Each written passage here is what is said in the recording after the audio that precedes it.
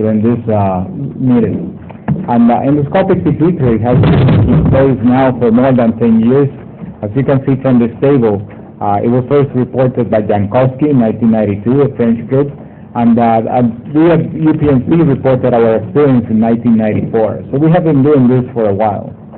We decided to use the endoscope because we thought that, at least in theory, the endoscope would provide an advantage over the microscope.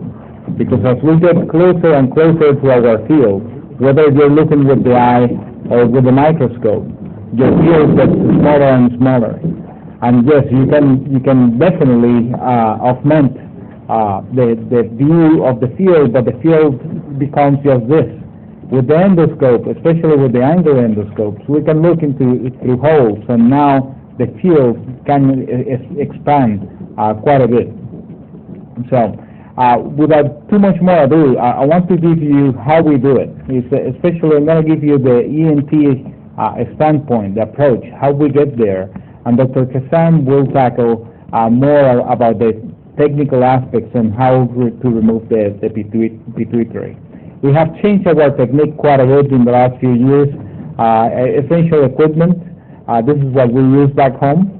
We use two surgeons during the surgery. Usually is the ENT and the neurosurgeon, but there's no reason for which it couldn't be two neurosurgeons or two ENT surgeons if you have experience with that. We do use image guidance for every case.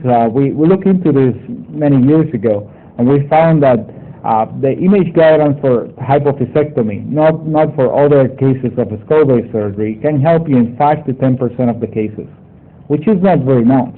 The problem is that it's very difficult to identify pre-op which 5 or 10% are the ones that you're going to need the neuro navigation.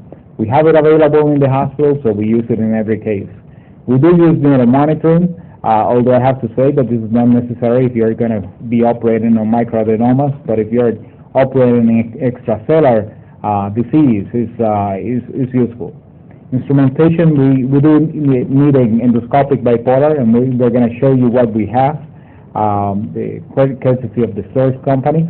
Hemoclip appliers is rarely used for the hypophyseectomy, but we have it in the tray. Long angle suctions are critical, and extended instruments are critical, and of course some type of drill. And we're going to show you the Storz drill later on. But back home we do use a Stryker TPS. Endoscope holder, we published on this in our early series, but we have found that the problem with the endoscope holder, although it gives you the ability of having bimanual palpation, bimanual dexterity during the surgery, it really is too static. You put the endoscope holder in and it holds the scope, but it stays in one position.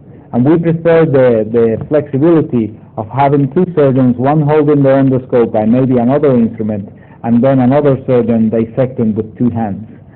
So overall, we have stopped using the endoscope holder. However, if you don't have anybody available, you may want to go to one of these. So the main indication is that you cannot find a co-surgeon. About the surgical technique, we do it under general anesthesia. Patient positioning is similar to the positioning that you use for endoscopic sinus surgery or the positioning that you use for microscopic transnasal hypophyseectomy, if that's what you do. We do use a nasal decongestant. I prefer to use oxymetazoline, 0.5%, that you have it available here in Egypt. I do inject a vasoconstrictor, usually Xylocaine with epinephrine, but I have to say that Dr. Schneiderman doesn't do it. He just uses epinephrine in pledgets, and we seem to have basically the same result.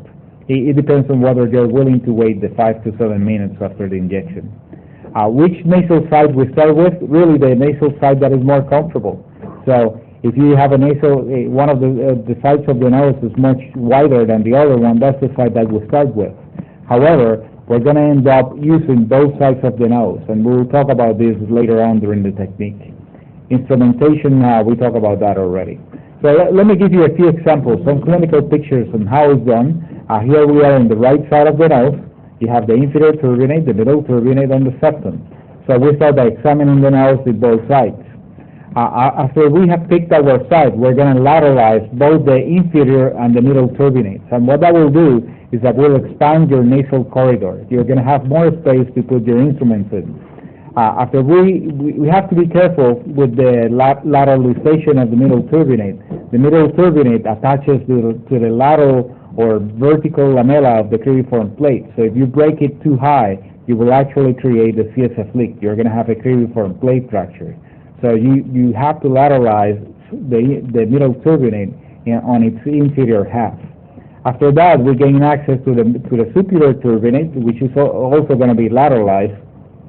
And usually we're going to find the natural ostium of the sphenoid sinus just posterior to the inferior edge of the superior turbinate.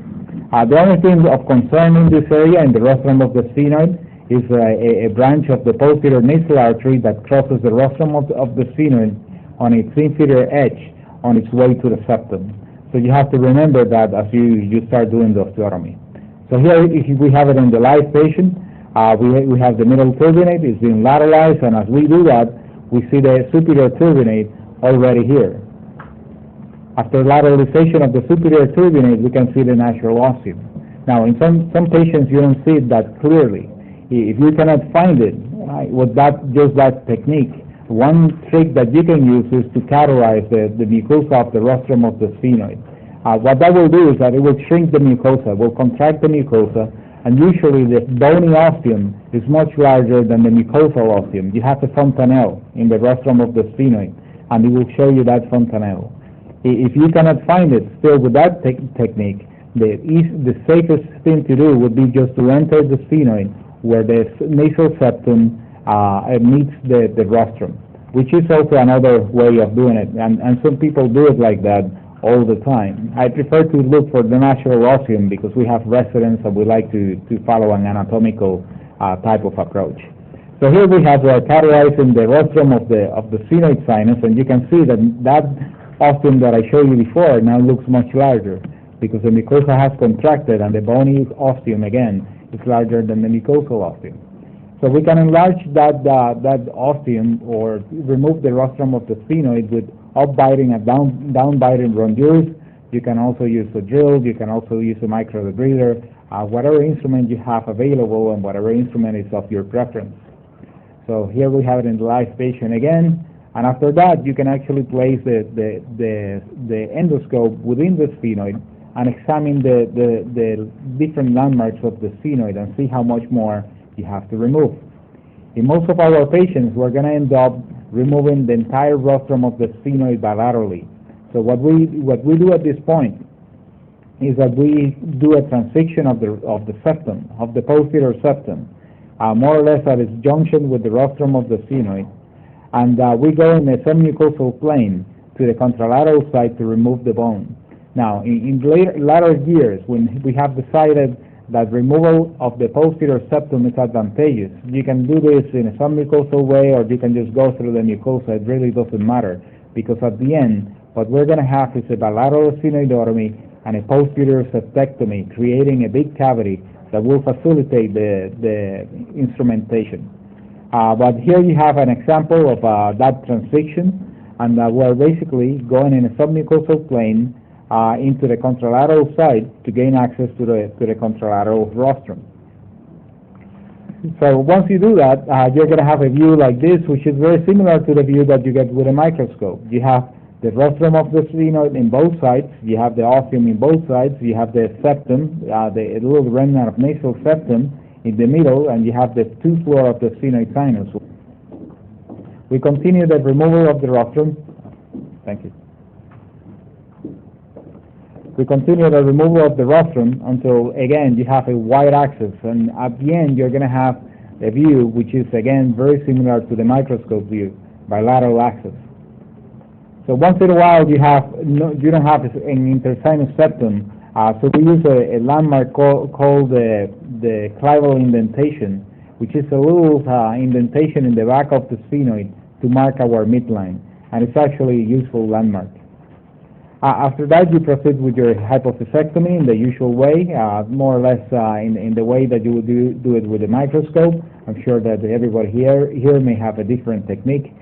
You open the sella, whether you use a drill, a chisel, a curette, It's really irrelevant. We do like to use a drill in most of our cases, and then it's enlarged usually with some type of rongeur, exposing the dura, and again the surgery proceeds in whichever fashion you want. And this is one of our older pictures, and I like to put it because it really annoys a man who doesn't like to use curettes for the surgery. But again, you can use whatever instrument you're used to use.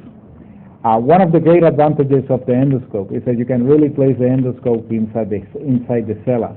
The angle view of the endoscope would also allow you to see structures that are impossible to see with the microscope. Here you have an example. This is the left optic nerve. This is the chiasm. This is a branch of the anterior cerebral artery, and it's filled with the arachnoid membrane, all intact.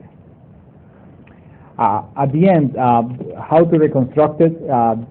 We have again changed the way that we reconstruct most of our defects, because we have changed the way that we open the defects. Maybe this is a good way to start with a limited opening, and then a reconstruction using abdominal fat and just using a piece of bone to just secure that fat in place. However, I have to tell you that Amin will give you more details about it, but I think that at the end you're going to end up removing more bone than just what I'm showing you here, and then it would be very difficult to put a fat in place and hold it in place. So we have changed the reconstruction of these defects to using a multi-layer technique, using alloderm or some type of fascia, fat, and then held in place with some type of Foley balloon that is going to hold all your grafts in place until everything is healed. Here we go.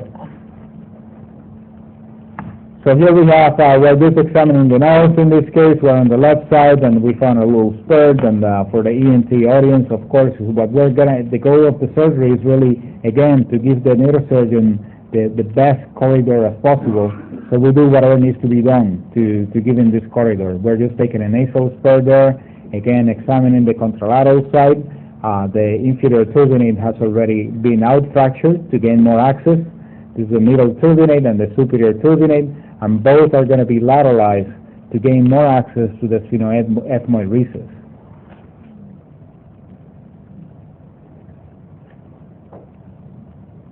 And in this particular patient, we already found the natural ostium. If you need to, you can break it in an inferior and medial direction, because there is no important structure in that area, and that will give you enough space to put your caryatine rongeur, which is what you're going to do next. I like to cauterize the rostrum of the sphenoid and the mucosa beforehand. That way control the bleeding to some degree. You can use a unipolar cautery, or you can use a bipolar. I prefer to use the bipolar, although at this point it really doesn't matter. I would advise you not to use a unipolar cautery once you pass the rostrum of the sphenoid sinus. But if you are anterior to the sphenoid sinus, it really doesn't make too much of a difference. So you can see there that we were using a suction bobby. And after that, all that mucosa that we have burned is going to go. So it really doesn't matter if you burn it or not. It's got to be removed. That rostrum continues to be enlarged, again, to gain more access. And as you will see here, we're going to remove about 1 to 2 centimeters of the posterior septum. Yes, we will create a septal perforation. Now we don't have any problems with them post-op, other from the formation of initially forming crusting, just like other sinus surgery that we do. It doesn't have the same implication of an anterior septal perforation. These patients do not complain of it. It doesn't bleed. It doesn't have whistling, and it's usually of no other consequence. So how we do that? We do it with a backbiting rongeur or with a microid reader. Depends on what you have available to you. Here, in this particular case, again, we're going to transfix the septum posteriorly to gain access to the posterior contralateral rostrum of the sphenoid sinus on that side.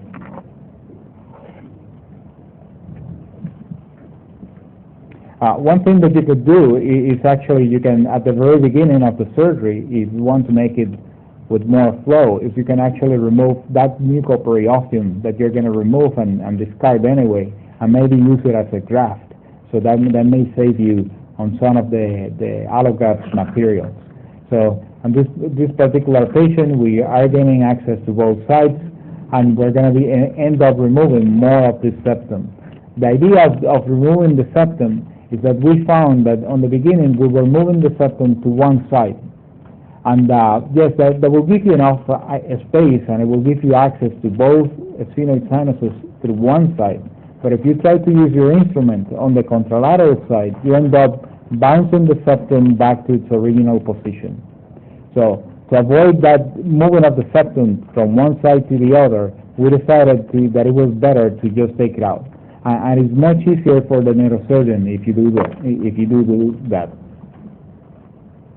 So here again, we're enlarging the posterior septectomy, and it really doesn't matter how big I do it. I mean, it always comes back and takes a little bit more. So we always have a little bit of discussion about that. Sorry. So here is after all this ado, and this usually takes anywhere from 10 to 45 minutes. It really depends on the anatomy of the patient, it depends how much it bleeds, and depends how much experience you have. But at the end, you're going to have this type of view. One of the instruments that I didn't mention is the irrigator, the suction irrigator. We have a variety of tastes within our own practice. I hate the suction irrigator. I hate the endoscope. I think it doesn't work. It leaves me a drop at the very end of the endoscope most of the time. However, there are situations that you want it available. Situations when you have a complication and you need that fourth hand, that operator, you will need it. So we do have it available all the time. I usually do not use it during most of the dissection, however. So I think I'm going to skip through all this because I mean it's going to cover all this in detail. So advantages and disadvantages of the endoscope against the microscope. I don't want to give you the impression that we're all against the microscope. If you do use the microscope and you have good results, the endoscope can provide you with one more tool to your armamentarium. We prefer just to use the endoscope. We think that our hand, is better. It's a better tool. However, there is no reason for which you cannot use both. However, but with most of the microscopic approaches, you will require some type of incision that you don't require with the endoscope. Packing of splints, that is a plus minus. It depends on your technique with the microscope. Complaints of the patient are related to packing and splints and incision. So again, it's related somewhat to the technique you use, but usually with the endoscope, we have very few complaints from the patient standpoint. Hospital stay is usually 1 or 2 days. It depends on the endocrine status of the patient. The peripheral vision that you get with the endoscope is definitely superior to the microscope. The field of vision is definitely superior to the microscope. The focal length is definitely superior to the microscope. You put the endoscope in the nose and it's in focus. You get it to 2 millimeters from your subject and it's still in focus. With the microscope, you have to be changing the focus of the microscope throughout the surgery. Resolution, the microscope still gives you a better resolution than what an endoscope can give you. However, this is going to change, and it's changing already. With the new cameras, the new high-definition TVs that we have available, the resolution with the endoscope is very close to the resolution of the microscope nowadays, and in the future it may even be better. Binocular vision, this is a problem especially for the neurosurgeons that will be starting using this technique. The endoscope does not give you binocular vision. You lose your depth perception. The way that we compensate for this is by palpation. If you look as we operate, we're always touching, and that's what gives you that depth perception. But in the beginning, for those who have not done it before, it's going to be a problem. Again, I think that I probably can skip through all of this and maybe let them continue with the talk.